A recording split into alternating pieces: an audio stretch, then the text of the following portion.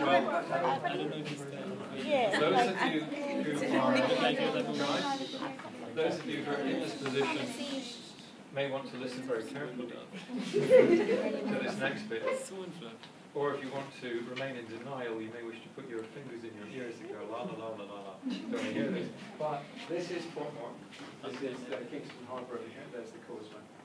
What this shows is the effect of a 5-metre storm surge. Now, ever see the red line? Well, everything to the right of the red line is actually under 15, 18 feet of water. A lot of the buildings down there are single-story, which means that the water is actually over the roof. And this land is inundated. You've only got 3 major roads out of Portmore, and as you'll see, all of them, the bottom ends flood at a fairly early stage, which means that there's actually no evacuation plan, because we can't move vehicles along the road that's already flooded. So if you're there at the time, the thing to do is to leave before this happens, okay? Now, we know that's a huge problem, because when you tell people there's a major hurricane coming in, they should evacuate, of course, what do? They stay up, because they're worried about looters, because they want to protect their homes, their businesses, and then, of course, when it gets really bad, everybody panics and they leave it to the last minute, and then they try to get out. Somebody's car breaks down, the roadblocks, complete chaos, fairly quickly.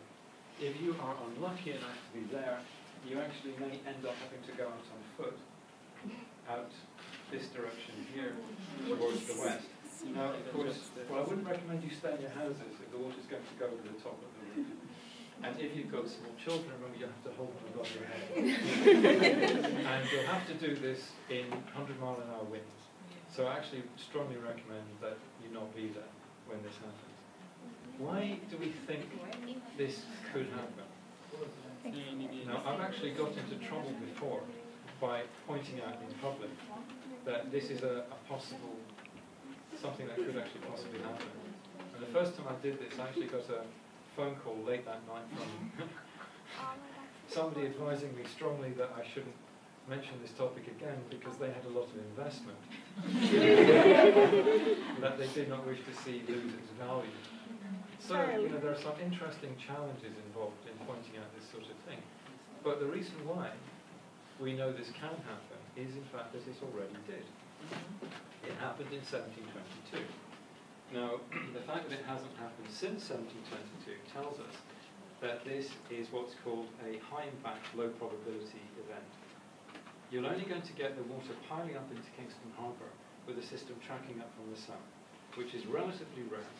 It's more typical of a late-season event when the hurricanes form in the Caribbean and then can track north.